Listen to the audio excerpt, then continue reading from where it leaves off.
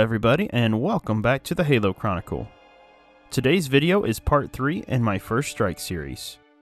If you've not seen parts 1 and 2, links will be provided in the description below. Last time, we discussed the Spartan II program.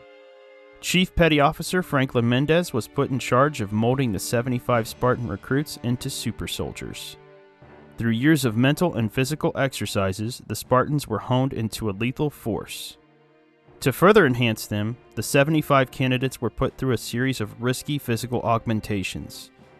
These augmentations would prove fatal for 30 of the Spartans, and a further 12 were too injured to continue active duty. This left only 33 enhanced super soldiers. The Spartans would be led by their squad leader, John 117. John 117 was put in charge of a sort of graduation mission in which the Spartans would be given a chance to demonstrate their effectiveness. A small group of 6 Spartans would infiltrate a rebel asteroid base and capture a rebel leader. They would then commandeer a stolen UNSC Pelican and make a daring escape.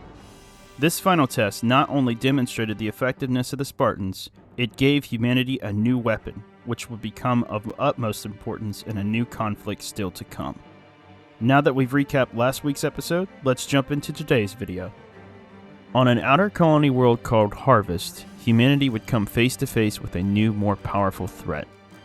A highly advanced group of alien species called the Covenant had intercepted several supply shipping containers and traced them back to the planet. Harvest was a rural planet used for growing crops that were used to supply other human colonies. A human militia led by UNSC forces attempted to make peace with this new faction, but all attempts to garner peace were quickly dismissed and a fierce battle broke out. The Covenant forces, with their advanced technology, were able to capture Harvest. In an effort to take back the colony and gauge the new enemy's strength, Admiral Preston Cole led a UNSC battle fleet into the system. Humanity was able to defeat the Covenant forces, but it came at a great cost. 13 UNSC ships were destroyed in this conflict. It took 13 UNSC ships to take down a single Covenant vessel. Humanity had run into an enemy that was far more advanced and vicious than anything they had ever encountered before.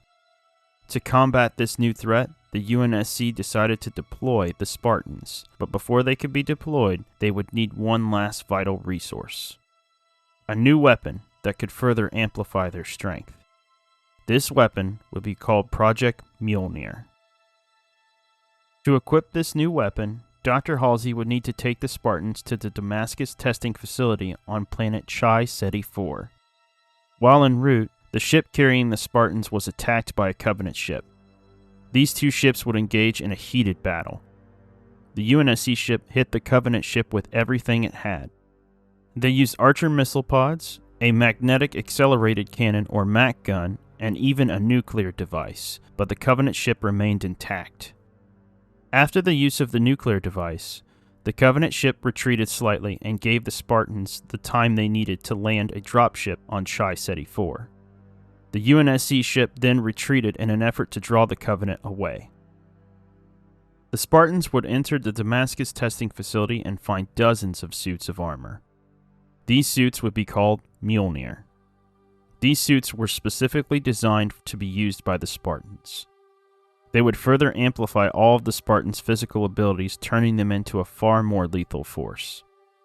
After a brief time of suiting up and testing these new suits, Dr. Halsey would receive an emergency distress call from the UNSC ship.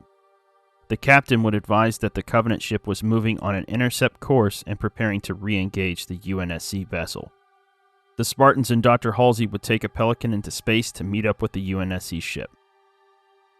John 117 would convince Dr. Halsey that the UNSC ship didn't stand a chance against this Covenant vessel, and the only way to survive would be to board the Covenant ship and take it down from the inside. Reluctantly, Dr. Halsey agreed with this assessment and allowed the Spartans to undertake this daring mission. The Spartans would go EVA and use thruster packs to maneuver in space and guide themselves to the Covenant ship. Upon reaching the ship, the Spartans would run into a problem. Despite all the damage the ship had taken, its energy shields were still intact. John 117 would find that the shield temporarily opened when the ship fired plasma bolts. After some tricky maneuvering, John 117 was able to board the Covenant ship using this opening. John 117 would find that only he and 2 other Spartans managed to board the ship. The other 2 Spartans were Samuel 034 and Kelly 087. These Spartans would form the original Blue Team. Working together, the Spartans managed to figure out a way to control the ship's blast doors. As they passed through different sections of the ship, they would come face to face with many of the different species that compose the Covenant. The first would be a species called the Kigyar, but you know them as jackals. Using superior tactics, the Spartans would defeat the shield-wielding vulture-like creatures. They would even recover some of their shielding technology. The next species they would encounter would be the Covenant's resident cannon fodder species, the Ongoi, but they are better known as grunts. Just like their fight with the jackals, the Spartans would overwhelm the energy pistol-wielding grunts with superior tactics. Spartans would navigate the tight hallways of the ship until they reached the engine room. They would then engage the Covenant in a brief firefight in which the Spartans would ultimately win, but it would come at a cost. Samuel 034 took an overcharged plasma round to his side. Samuel would recover from this injury, but his suit would be severely damaged. His suit would no longer be able to survive the vacuum of space. John 117 then had to give a difficult order. Knowing that Sam would never be able to survive the trip back to the ship, John 117 armed a nuclear device and ordered him to remain behind to protect it. Samuel 034 accepted the final order from his squad leader and remained behind. John 117 and Kelly 087 would then make their escape the way they came. Shortly after they made their escape, the Covenant ship would explode in a ball of fire. Samuel 034 would be the first Spartan to be killed in action, but as a sort of homage, and to keep the UNSC morale up, any Spartan that would be killed in this war would be listed as missing in action. This gave the illusion that Spartans never die. After this encounter with the Covenant, human colonies would come under fire. Once the Covenant discovered a colony, they would engage and neutralize the human forces. They would then blast the planet with a strong laser pulse weapon. This weapon would melt and destroy everything on the planet, leaving it as a glassy texture. The UNSC forces would call this process glassing. Humanity's forces quickly became overwhelmed. The insurrectionists would attempt to join forces with the Covenant, but this would be a grave mistake. The Covenant wanted to destroy all of humanity. They didn't care about the enemy's ideology and what side they were on, and as such, any human that was discovered would quickly be destroyed. The petty squabbles about taxes, resources, and land were put aside. In a desperate attempt to save the human way of life, many insurrectionists would join the UNSC in their fight against this overwhelming new threat. Even with the UNSC and insurrectionists joining forces, the Covenant still completely outmatched humanity. At its peak, the UEG encompassed over 700 colonies, but by the end of the war, there would only be about a dozen remaining human worlds. The Spartans would be deployed to forward areas. They performed well, but even with their enhanced might, they could not stop this invasion. There simply weren't enough of them to make a major difference. Morale for humanity would reach an all-time low.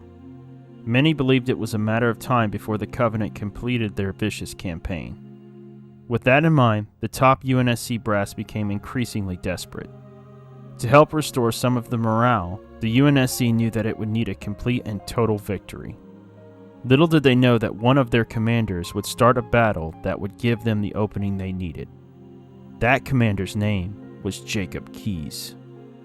That is going to conclude today's chapter of this story, but before we wrap things up, let's talk about some interesting facts related to today's video.